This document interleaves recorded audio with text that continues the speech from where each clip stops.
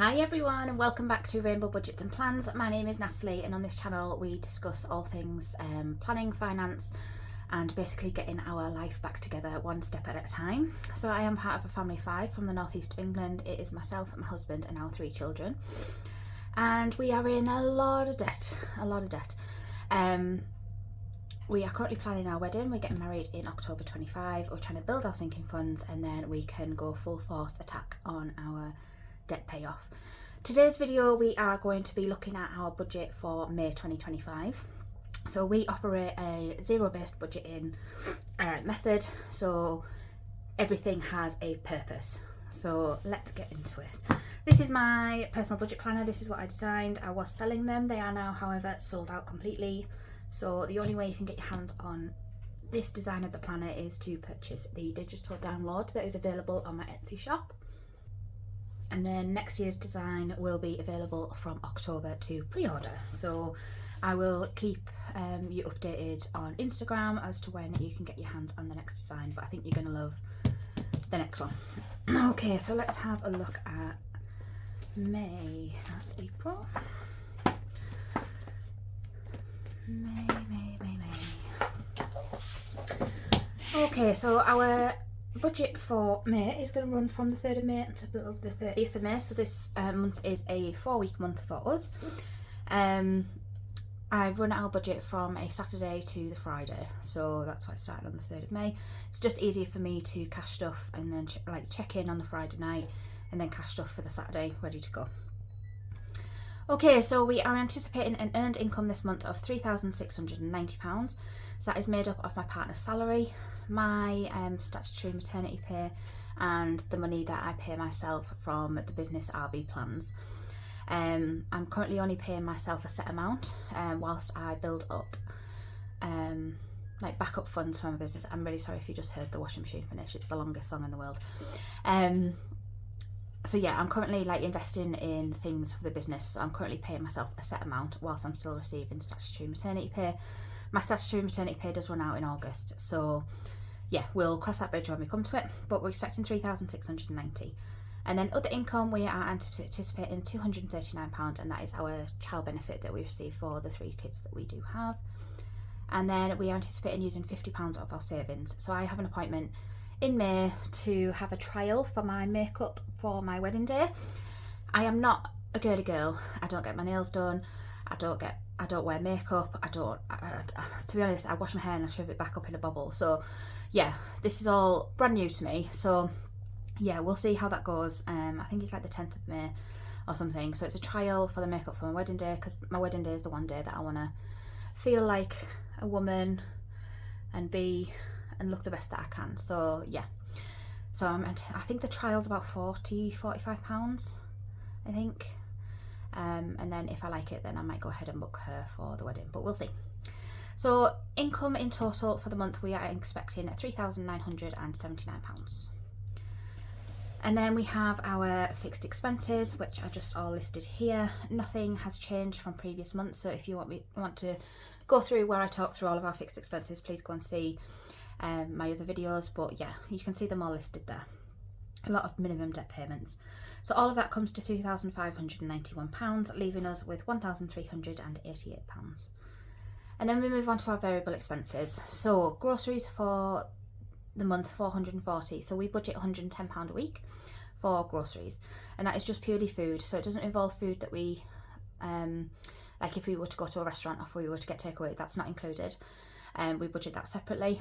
Household, that is £100 for the month, so £20 a week. That is where we get all our toiletries, cleaning products, things for the baby like nappies, wipes, all that kind of jazz. So £100 a month. Travel, £80. So I've set £20 a week for travel this month because we didn't use any fuel in April. So I've increased it this month because we're probably both going to need to get fuel. Entertainment is £80. So that's £25 for me, £25 for my partner, and then £10 each for the kids. So that comes to £80 for the month. Miscellaneous is £20, so that's just £5 a week, just in case we go over budget in any area. We've got that £5 backup, or anything that we've forgotten to budget for. School is £70, so that is for all of my middle child's breakfast club and after school clubs that he goes to. He really enjoys them. He does all sorts of different things. So it's £5 a day, because it's £2 for breakfast club and then £3 for after school club. It used to be free. When he first started school, it used to be free, but they decided to start charging for it, and then they used the money to pay for any school trips. So if he ever goes on any school trips, like he goes to the farm or anything like that, it's already paid for, so we don't have to pay for it. But I think the government have just announced that they're going to start rolling out free breakfast clubs to all primary schools. I think they started it with like a certain number of primary schools, but I don't know if it's going to be a rollout throughout the country. I don't know, but £70 for breakfast club and after school club. Vape, we do both vape. Unfortunately, we were both heavy smokers, but we stopped smoking a few years ago. So yeah, £50 for that, and then I'm going to take £50 out of the wedding sinking fund to pay for that makeup trial. So that's the money coming in and then going back out again. So variable expenses comes to £890, which leaves us with £498. Sorry guys, I had to stop and get a drink because my mouth was going dry. Okay, so annual savings. So these are things that crop up every year. So any annual bills that we pay or any annual events that occur. So we've already funded all of our annual bills this year. So we had Amazon Prime, our boiler service and our home insurance. They're all fully funded now. But we do still have Christmas and birthdays to prepare for. So Christmas, we're going to put £50 in there this month. Big Pickle's birthday, his is next, this is in July, so we're putting 25 in there. Little Pickle's birthday is not until February, so we're going to put 15 in there. Baby Pickle's birthday is in December, so she's going to get 15. My husband's birthday, or husband-to-be, his birthday, it's just easier for me to say husband, let's be honest. His birthday is in March, so he's getting 10, and my birthday is in January, so I'm getting 10. So all of that comes to £125, and then that leaves us with £373.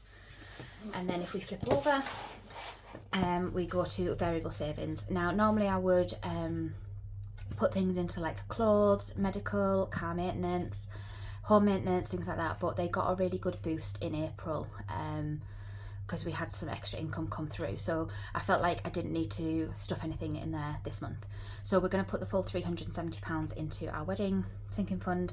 Our wedding is fast approaching, and I can't deny that anymore. We need to knuckle down. So the wedding's going to get 370. We're probably behind where we need to be financially for the wedding, so pressure is kind of on for us now to kind of get everything paid for. So yeah, £370 is going to go into our wedding sinking fund, so that leaves us with £3.